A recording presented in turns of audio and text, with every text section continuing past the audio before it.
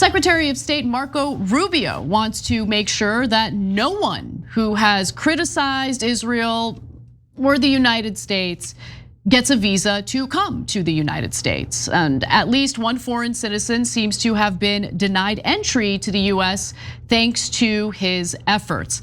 Now, here's what you need to know. Rubio has instructed the United States diplomats to essentially dig through the social media. This is amazing. The social media profiles of visa applicants, specifically student visas and exchange visitor visas, to make sure they haven't committed any thought crimes. Because here in the United States, we all really want to be known for fostering the type of government that punishes you for thinking the wrong way. So, Rubio has instructed them to do this. His instructions were conveyed through a long cable. The cable specifies a type of applicant whose social media posts should be scrutinized. Someone who is suspected of having terrorist ties or sympathies. Obviously, we don't want to allow someone who has terrorist ties into the country. So I don't have a problem with that. What I do have a problem with, though, is what passes as someone who has terrorist sympathies. So if you care about the well-being of the Palestinian people, meaning the civilians, well, Israel certainly thinks that you have terrorist sympathies. And Israel calls the shots when it comes to this, when it comes to our government and how they act on this. So our government's just going to go along with what Israel wants. So if you think Palestinian civilians are human beings who should not be ethnically cleansed, who should not lose every single family member through US bombs that are being dropped on their heads by the Israeli government, well, then you have, terrorist sympathies, I guess. But let me continue with the rest of that. So who had a student or exchange visa between October 7th, 2023 and August 31st, 2024, or who has had a visa terminated since that October date. The cable also states that applicants can be denied a visa if their behavior or actions show they bear a hostile attitude toward US citizens or US culture, including government institutions and founding principles. Go ahead, John. Yeah, I think the interesting thing about that is if we're gonna start rejecting people from being inside of the US because they're hostile to like our culture or history, our government, like Elon, get the hell out of here. Like, is there anyone more hostile to our government, our culture? The Republicans in general, they don't want you to know anything about our history. That's our cultural DNA, that's who we are, and they want you to be ignorant of it. They hide it, they ban their books. They're incredibly hostile towards all of this. And so if this is the new standard, then I think we're gonna have to be way more restrictive towards a whole bunch of them. Yeah, and look, this is something that will likely still be supported by most, I think, most Trump supporters, because they're going to miss the forest for the trees, right? They're gonna think of this as just an immigration policy, an anti-immigration policy. But it's not just about where you land or what you think about immigration. This is about punishing people specifically based on their views of how Israel is prosecuting that war in Gaza. On a tweet. Yeah, I mean, if you- That's all it is. And really, we're gonna have US ambassadors scour social media accounts to make sure that the visa applicants are adequately pro-Israel. What? I think that's crazy. So per the report, Rubio is hoping that thanks to this new procedure, foreign citizens who are critical of Israel or Israeli policy will simply give up on applying for visas. Look, I love how every report on this is like anyone who's critical of Israel and the United States. No, it's not about the United States. They don't care about visa applicants being critical of the United States. This is a new policy that has been formed specifically on behalf of the Israeli government, which doesn't like to get its feelings hurt when anyone calls them out for doing what they're obviously doing and bragging about what they're doing, literally. Okay, they announce what they're doing. But nonetheless, don't criticize them. Do not criticize them. Just shut up, or else you're gonna be punished in some way by our government. You're gonna have your visa denied. And by the way, at least one foreign citizen has been denied a visa, seemingly because of Rubio's instructions. On Tuesday, the former president of Costa Rica, Oscar Arias, told reporters that the United States government had sent him an email saying it was suspending a visa in his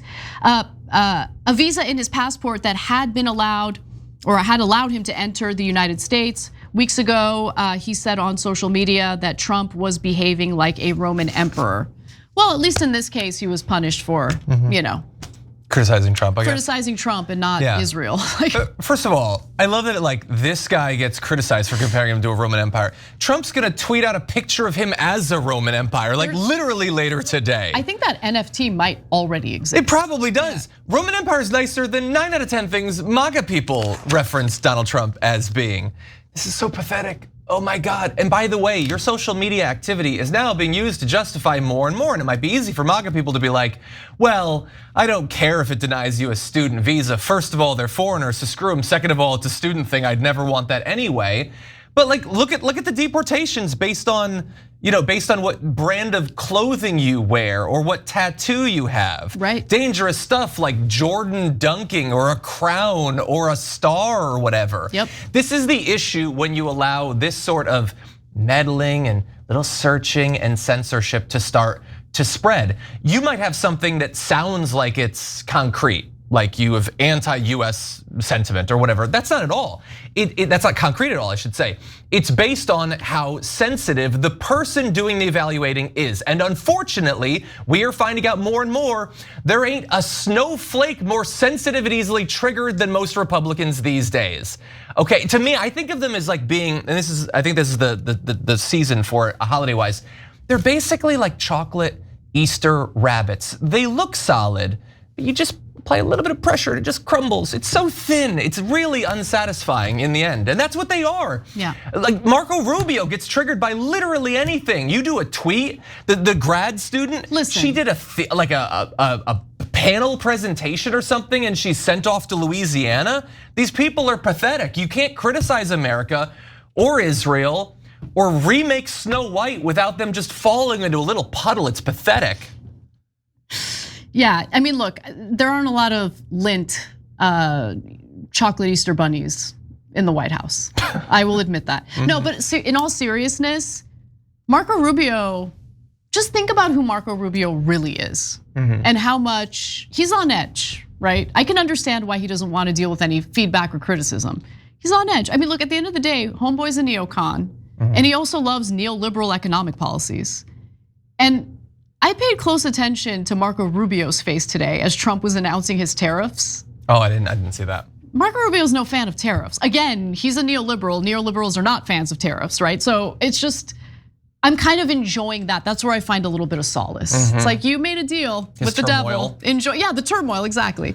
Yeah, but just quickly getting back to this, you had referenced some of the people who have been deported, but in regard to the issue of Israel and the criticism of Israel, there have been students, now a number of them that we've reported on in great detail, who have been arrested, rounded up, disappeared for a brief period of time to the point where their own lawyers couldn't find them. But the first person, of course, was Mahmoud Khalil, and we've gotten a little bit of an update on him. He's currently in Jena, Louisiana. He had not engaged in any type of harassment of Jewish students. There's no indication that he's supportive of any terrorist group or even supportive of Hamas. He just made the mistake of being critical of how Israel is prosecuting this war. And according to lawyers and rights activists, he was sent to this detention facility.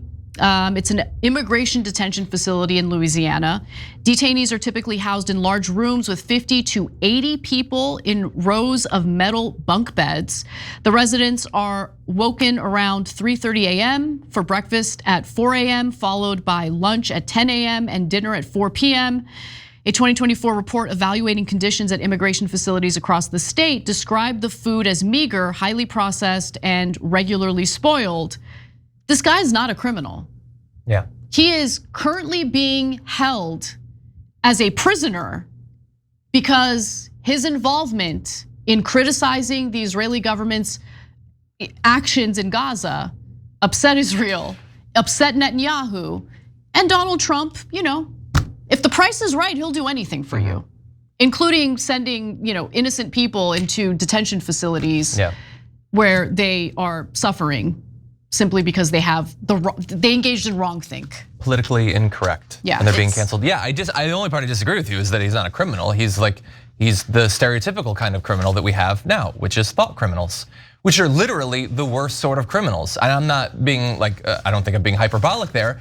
I mean, literally, he is being treated 1,000 times worse than the people who tried to beat the life out of cops on January 6th. They're walking free, many of them going on to commit other crimes. They're fine, they're patriots. They get to sing songs, they get lauded by the president.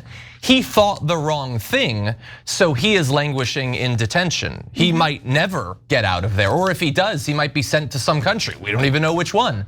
So the thought crimes in this case are objectively more serious from the point of view of the regime than actual violence against law enforcement.